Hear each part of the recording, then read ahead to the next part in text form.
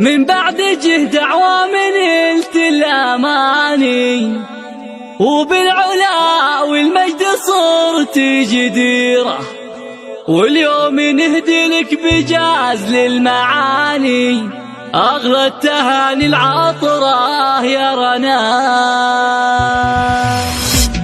من بعد جه دعوة من الاماني، وبالعلا والمجد صرت جديرة، واليوم نهدي لك بجاز للمعاني أغلى التهاني العطرة يا رنا.